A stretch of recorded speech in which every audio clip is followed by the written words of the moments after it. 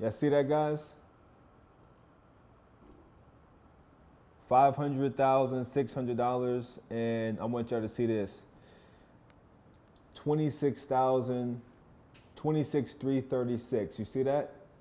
Why am I starting this off showing you guys this? Because this is how much my investment property acquired in the last 30 days, and that's how much it's worth. And I've just been watching this thing go up and up and up. So I acquired this as my first property earlier in 2021, before I went out and bought my own personal property. And I acquired it. It was about $335K to acquire the property, and that debt service was about $1,800 a month, because previously it had been financed for $367 at a very high interest rate. Now, here's the thing. I could technically refinance that property for a lesser amount, but I really don't necessarily care, because let me show you guys this. I got a text message earlier today, and I'm gonna pull this up. Hopefully you can see it, saying that we collected a security deposit of $2,300. Your new resident is expected to move in July 16th. So I got this text message from a property management company I hired.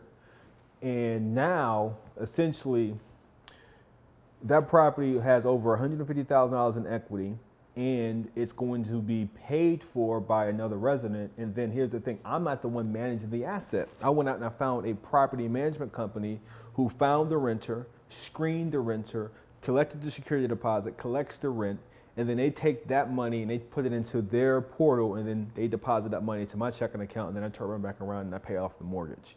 But if I want to access the equity in that property, I very well can to go out and do whatever I want.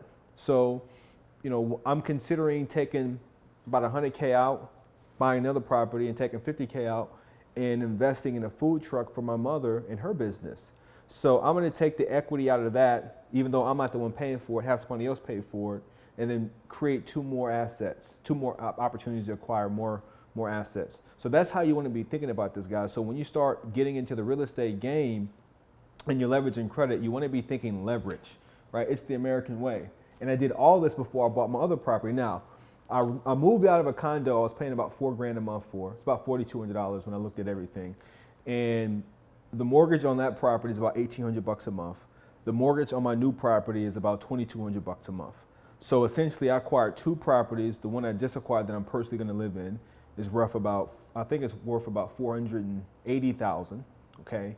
That property is worth $500,000. 480 plus 500 is 980. And I was spending $4,000 a month on rent. Now I'm spending $4,000 on mortgages, and I acquired basically over just about $1 million in real estate. And it's a strong chance the property I'll be living in is gonna hit $500K before the end of the year. So that's $1 million worth of real estate acquired for about $700,000, right? And the mortgage is being paid for by one, and I've got about, between both of them, close to about $250,000 in equity that I can go out and use towards more properties, which I'm gonna do. So how you want to be thinking about this is, how can I get number one, if I'm going to build up my net worth, how can I leverage the bank's money to make smart real estate transactions, get other people to pay for it, leverage the equity to go buy more transactions, get somebody else to pay for it, build up my net worth, and then cash flow it. Now, the thing I didn't say is that the trust that I set up owns the personal property that I'll be living in, and the LLC owns the investment property, and the trust owns the LLC.